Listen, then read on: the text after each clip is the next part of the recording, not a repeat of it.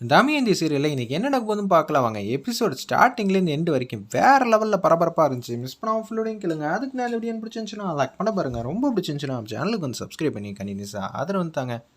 நம்ம தமயந்தி மெஸ்ஸை திறந்துட்டு இருக்காங்க. எல்லாருக்கும் வகை வகையாக சாப்பாடு சமைச்சு போட்டுட்ருக்காங்க. அம்மாடி நீ உன் கையால் சாப்பிடணும்னு எத்தனை நாள் ஆசை தெரியுமா அப்படின்னு சொல்லி சந்தோஷமாக பேசிகிட்டு இருக்கப்ப நலனும் நம்ம அபிராமி அம்மாவும் இறங்குறாங்க.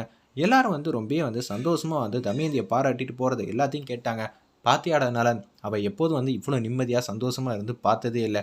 உங்கள் 2 பேருக்குள்ளே இந்த மெஸ்ஸை வச்சு சண்டை சச்சரவு வந்துடும்னு நினச்சி நானே பயந்துக்கிட்டு இருந்தேன். இப்போ மெஸ்ஸை திறந்துட்டா எப்படா திறக்க முடிஞ்சிச்சு? நீ தானடா சாவி வச்சுருந்த. அதான் எனக்கும் தெரியலம்மா, உள்ளே போய் பார்த்தா தான் தெரியும்னு சொல்லிட்டு உள்ளே போகிறாங்க. அந்த இடத்துல நம்ம அபிராமி அம்மாவும் நலனும் வாங்க வாங்க வாங்க வாங்க முதல்ல உட்காந்து சாப்பிடுங்க. அதெல்லாம் இருக்கட்டுமா, நீ காலையில் கிளம்பும்போதே சொல்லியிருக்கலாம்ல. நான் சொல்லணும் தான் ஆசைப்பட்டேன். நலன் நல்லா நிம்மதியாக தூங்குறாப்புல, நீங்களும் தூங்குனீங்க. அப்படி இருக்கும்போது தூக்கத்தை டிஸ்டர்ப் பண்ணக்கூடாதுங்கிற ஒரே காரணத்துக்காக தான் நான் எதுவுமே சொல்லாமல் விட்டுட்டேன். மன்னிச்சிருங்க அத்தை, சாரி. இதுக்கெல்லாம் எதுக்குமா சாரின்னு சொல்கிற? பெரிய வார்த்தையெல்லாம் பேசாதீங்க. என் மெஸ்ஸுக்கு வந்திருக்கீங்க, வாங்க சாப்பிட்டு போகலான்னு சொல்லிட்டு அந்த இடத்துல சாப்பாடு வைக்கிறாங்க. 2 பேருக்கும் நெய் தோசை குத்திட்டு பிரண்ட தொகையில் சட்னி சூப்பராக ரெடி பண்ணியிருக்காங்க. அந்த இடத்துல சாப்பிட்டு பார்க்குறாங்க. வித்தியாசமாக இருக்கேம்மா, இந்த டிஷ் வேறு லெவலில் தான் இருக்கும். உங்களுக்காக பார்த்து பார்த்து செஞ்சது. எப்போதும் ஒவ்வொரு நாளைக்கு ஒவ்வொரு ஸ்பெஷல் ஐட்டம் நம்ம இதில் போட்டுட்டு தான் இருப்போம். என்னோட 300 ரெசிபி பேட்டன் ரீச்லேருந்து எல்லாம் வாங்கி வச்சுருக்கேன். அப்படி இருக்க சூழ்நிலை நீ விதவிதமாக டிஷ் சமைப்பியா? அம்மா இருக்காங்கங்கிற ஒரே காரணத்துக்காக தான் இப்போதைக்கு எதுவும் சொல்ல முடியாமல் இருக்கேன் அப்படின்னு சொல்லும்போது நலனோ கிட்ட பேசுகிறாங்க. என்னங்க சாப்பிடாமல் பார்க்குறீங்க? ஏய் எப்படி மெஸ்ஸை திறந்த? ஓ, உங்கள்கிட்ட பெர்மிஷன் கேட்டுட்டு ஐயா சாமி மெஸ்ஸை திறக்கணும் ராசா, எப்படி இருந்தாலும் எனக்கா உதவி பண்ணுங்க அப்படின்னு சொல்லி கெஞ்சுவேன்னு நினச்சிங்களா? நான் தமையந்தி அத்தை பார்த்துக்கிட்டு இருக்காங்க. பேசாமல் சாப்பிட்ற வழியை மட்டும் பாருங்கள். தேவையெல்லாம் மெஸ்ஸை பற்றியெல்லாம் பேசுனீங்கன்னா எனக்கு கெட்டக்கும் வரும் பார்த்துக்கன்னோட. என்ன இப்படி மிரட்டுறா? தோசையை பிச்சு பிரண்ட தொகையில் வச்சு சாப்பிட்டு பார்க்குறாங்க. பார்த்தா கண்ணை மூட ஆரம்பிச்சிட்டாங்க. டேஸ்ட் நாக்கில் தாண்டவம் ஆடுது. அந்த இடத்துல நம்ம நலனுக்கு இதாக பார்த்தோன்னு என்னடா சூப்பராக இருக்கா, இன்னொரு தோசை சொல்கிறேன், இன்னொரு சட்னி விதவிதமாக இருக்குது, அடுத்த சட்னி நான் ரெடி பண்ணி தட்டா உங்களுக்கா? அது ஆல்ரெடி இருக்குது அத்தை, சாப்பிட்டு பார்த்தா தானே தெரியும். போதுமா, உன் கை பக்குவம் தான் நல்லாவே தெரியுமே. வீட்டில் ஒவ்வொரு நாள் ஒவ்வொரு டிஷ்ஷாக செஞ்சு அசத்து. எதுக்கு அதையும் உங்கள் பையன் திருறதுக்கா? அதுக்கும் காப்பி ரைட்ஸ் வாங்கி வச்சுட்டு அப்படியே எனக்கு தொந்தரவு மேலே தொந்தரவு பண்ணுவாப்புல. இதெல்லாம் எனக்கு தேவையே இல்லைங்கிற மாதிரி மனசில் நினச்சிட்டு இருக்காங்க. 2 பேரும் வெளியில் வராங்க. சந்தோஷமா பார்த்துமா நல்லபடியாக மெஸ்ஸை நடத்துன்னு சொல்லிட்டு அபிராமி அம்மா வெயிட் பண்ணிகிட்டு இருக்கப்ப பிஸ்னஸ் கால் வருது. சுப்பிரமணியன் தான் பேசுகிறாங்க. உடனே நீங்கள் நம்ம ஆஃபீஸுக்கு வாங்க. என்ன சார், எதுவும் பிரச்சனையா, எதுவும் இஷ்யூவா? உடனே எங்கள் ஆஃபீஸுக்கு வாங்க, வேறு எதுவும் சொல்ல அப்படின்னு சொல்லி ஃபோனை கட் பண்ணிடுறாங்க.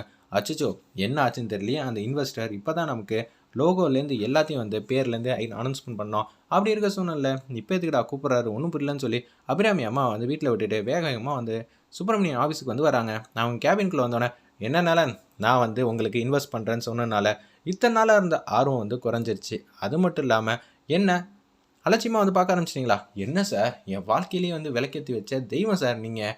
உங்களை பற்றி நான் என்ன சார் தப்பாக நினைக்கிறதுக்கு வாய்ப்பு இருக்குது? அப்படியெல்லாம் இல்லை சார். அப்புறம் ஏன் உங்கள் மனைவி இன்றைக்கி மெஸ்ஸை திறந்தாங்க? இத்தனை நாளாக பூட்டி இருந்துச்சு. நம்ம இது மாதிரி 50 ரெஸ்டாரண்ட்டு ஆரம்பிக்க போகிறோம். அப்படி இருக்கிற சூழ்நிலை நீங்கள் 20 ரூபாய்க்கும் 10 ரூபாய்க்கும் சாப்பாடு போட்டிங்கன்னா நம்ம ஃபுட் எப்படிப்பா மார்க்கெட்டில் வேல்யூ இருக்கும்?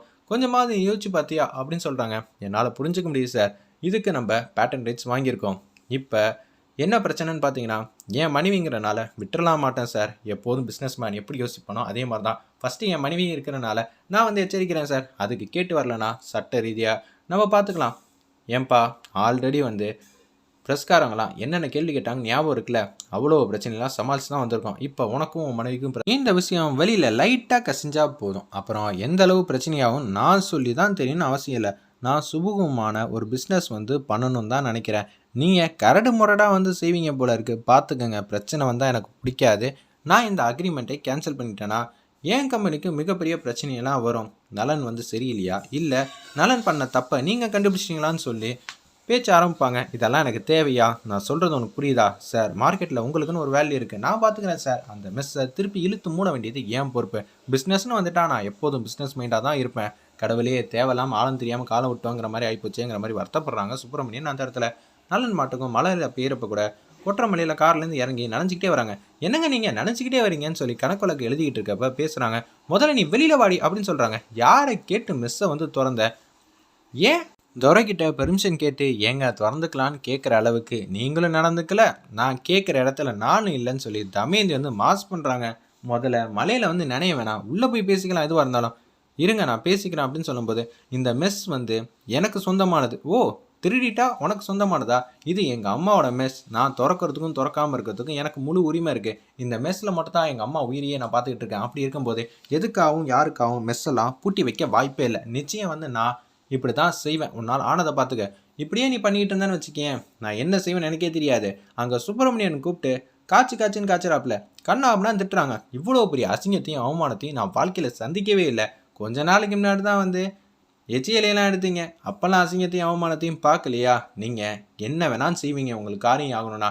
என்கிட்ட இருக்கிற ரெசிபியை திருடணும் தானே இந்த மாதிரிலாம் வந்து சில்லற வேலையெல்லாம் பார்த்தீங்க. உங்களுக்கே வந்து வெக்கமாக இல்லை? அப்போல்லாம் வராத அசிங்கம் கௌரவமாக நான் நடத்துகிற மெஸ் என்கிட்ட இருக்கிற ரெசிபி வச்சு பண்ணால் உங்களுக்கு என்னங்க பிரச்சனை அப்படின்னு சொல்லி தமையந்து வந்து பேசுகிறாங்க. டேய், நான் 1000 ரூபாய்க்கும் 2000 ரூபாய்க்கும் சாப்பாடு வந்து விற்க போகிறேன். அப்படி இருக்க சூழ்நிலை நீ 20 ரூபாய்க்கும் 10 ரூபாய்க்கும் ஏன் ரெசிபியே வந்து நீ பயன்படுத்தினா என்ன சொன்னீங்க? உங்கள் ரெசிபியா? என்கிட்டேருந்து திருடின ரெசிபின்னு சொல்லுங்கள். அது வேணால் லாஜிக் படி கரெக்டு. எப்படியோ எனக்கு சுமூகமாக வந்து பிஸ்னஸ் பண்ணோம். அதுக்கு நீங்கள் மெஸ்ஸை வந்து திறக்கவே கூடாது. அப்படி திறந்தான்னு வச்சுக்கேன், நீ ரொம்ப வந்து சட்டப்பூர்வமான ஆபத்தான சிக்கல் எல்லாத்தையும் சந்திக்கணுங்கிற மாதிரி நலன் வந்து பேசுகிறாங்க. எதுக்காக கோர்ட் கேஸ்ன்னு போகிறீங்க? நான் கொஞ்சம் தெரிஞ்சுக்கலாமா? பயம் இருக்குல்ல, உள்ளுக்குள்ளே பயம் இருக்குல்ல. சும்மா கேட்ட கேள்விக்கு பதில் சொல்லுங்கள். என்கிட்ட 300 ரெசிபி இருக்குது. அந்த 300 ரெசிபிக்கு ஓனர் நான் தான். நான் வந்து காப்புரிமை வாங்கியிருக்கேன். அதனால நீ எனக்கு அதுக்கு பதில் சொல்லி தான் ஆகணும். நான் புகார் கொடுத்தேன்னு வச்சுக்கேன், சீல் வச்சுட்டு போயிட்டே இருப்பாங்க. நான் கொடுக்குற 2 கோடி ரூபா பணத்தையும் இந்த மெஸ்ஸையும் என்கிட்ட கொடுத்துட்டு போயிட்டே இரு. தேவையில்லாமல் பிரச்சனை பண்ணும், குடைச்சல் கொடுக்கணும்னு நினச்சேன்னு வச்சுக்கேன், நான் அவனை உண்டு இல்லைன்னு நினைக்கிறேன். சி, அவ்வளோதானா? நான் கூட என்னமோ ஏதோ நினச்சிட்டேன். ஏய், என்னடி என்ன நினச்சா? பார்த்தா என்ன நக்கலாத்திட்டான்னு சொல்லி தமையந்தி அடிக்கலான்னு சொல்லிட்டு கிட்டக்கு வராங்க. அப்பன்னு பார்த்து செல்வியும் வந்துடுறாங்க. கூட வேலை பார்க்குறேன் 4-5 பேர் குட்டி, இன்னொருத்தர் வயசான இருப்பார்ல, அவரும் வந்துடுறாங்க. தயவு செஞ்சு அடிச்சுக்காதீங்க, பேசிக்கலாம். அண்ணே, இது சாதாரண விஷயம் என்ன? இப்போ எவ்வளோ பெரிய பல்பு வாங்க போகிறாருன்னு பொறுத்திருந்து பாருங்க அப்படின்னு சொல்லி அவங்க எல்லாரும் எங்கள் பிரச்சனைகள் தலையிடாதீங்கன்னு சொன்னேன். அவங்களாம் மெஸ்குள்ளே வந்து போயிட்டு அப்படியே பார்த்துட்டு இருக்காங்க. செல்வி குட்டி, ஒரு வயசான பெரியவர்லேருந்து எல்லாரும். ஒரு பக்கம் உங்ககிட்ட 300 ரெசிபி தானே இருக்குது. நான் ஒரு சின்னதாக வந்து ஒரு கதை சொல்கிறேன். ஒரு பூனை ஒரு புலி இருந்துச்சான். புலி வந்து எனக்கு எதுவுமே தெரியாது, நீ எனக்கு எதாவது கற்றுக் கொடுக்க முடியுமான்னு கேட்டுச்சான். உடனே அதுக்கிட்ட இருக்கிற எல்லாத்தையும் கற்றுக் கொடுத்துச்சான். ஒரு வாட்டி புலி வந்து நம்பிக்கை துரோகம் செய்யணும், பூனையே வந்து சாப்பிட்றலான்னு முடிவு பண்ணி துரத்துச்சான். ஆனால் மரத்தில் ஏறிடுச்சா நம்ம பூனை. இதுலேருந்து என்ன தெரியுது உனக்கு? புரியலையா? எனக்கு ஒன்றும் புரியல. அதுக்கு அந்த பூனை பதில் சொன்னிச்சான், எல்லா மாஸ்டரும் எல்லா ரகசியத்தையும் சொல்லிக் கொடுக்க மாட்டாங்க. ஏதாவது ஒரு விஷயத்தை வந்து தற்காப்புக்கு வச்சுப்பாங்க. அதனால தான் நான் மரத்தில் ஏறி உன்னோட நயவஞ்சகமான முகத்திரையை வந்து கிளிக்கணும் தான் நான் மரத்தில் ஏறிட்டேன். இப்போ உன்னால் ஏற முடியாது, உன்னோட வேஷம் கலைஞ்சிருச்சுன்னு சொன்னிச்சான். அந்த பூனை வந்து பார்த்தீங்களா, இதுலேருந்து என்ன தெரிஞ்சிச்சு? நீ வச்சிருக்கிறது கடுகளவு தான். நான் கடல் அளவு ரெசிபி வச்சுருக்கேன். என்கிட்ட 3000 ரெசிபி இருக்குது. உன்கிட்ட வெறும் துச்சம் 300 ரெசிபி தான் இருக்குது. அதுக்கும் எனக்கும் போட்டி வச்சுக்கலாமா? ஏய், நீ 3000 ரெசிபி வச்சுக்க, என்ன வேணா வச்சுக்க. இவ்வளோ ரெசிபியா? ஐயோ, அதையும் நம்மளால் திருட முடியாமல் போயிடுச்சேன்னு சொல்லி யோசிச்சுட்டு இருக்காங்க அந்த இடத்துல நம்ம நலனு. இதை உங்களால் என்றைக்கும் எப்பயுமே திருட முடியாது. உங்களோட எண்ணம் தான் எனக்கு தான் தெரிஞ்சிச்சேன்னு சொல்லி தமையந்தி வந்து மாஸ் பண்ணிகிட்டு இருக்காங்க. நீங்கள் எங்கெங்கெல்லாம் வந்து ரெசார்ட் வந்து திறக்கிறீங்களோ அதுக்கு ஆப்போசிட்டாக அதே 20 ரூபாய்க்கும் 10 ரூபாய்க்கும் நான் சாப்பாடு வந்து போடுறேன். என் தமையந்தி மெஸ்லேருந்து ஒரு ரெசிபி கூட உங்களுக்கு போனால் கூட பிஸ்னஸே பண்ண முடியாத அளவுக்கு மூடுறேன் அப்படின்னு சொல்லும்போது, பார்க்கலாண்டி அப்படின்னு சொல்லிட்டு வீட்டுக்கு வந்துடுறாங்க. நினச்சிக்கிட்டே முதல்ல ஃப்ரெஷ்அப் ஆகிட்டு வா, எதுவாக இருந்தாலும் பேசிக்கலாம் அப்படின்னு சொல்லிட்டு அவங்க அம்மா வந்து அமுச்சு விட்றாங்க. நம்ம நல்லண்ணே அவங்க ரெடி ஆகிட்டு வந்து கீழே வராங்க. தமயந்தி வந்து கீழே வீட்டுக்கு வந்தோடனே எல்லா டிஷ்ஷும் சமைச்சு வச்சிடுறாங்க. சமைச்சு வச்சதுக்கப்புறம் கோவமாக வந்து பார்க்குறாங்க நம்ம தமயந்தியை.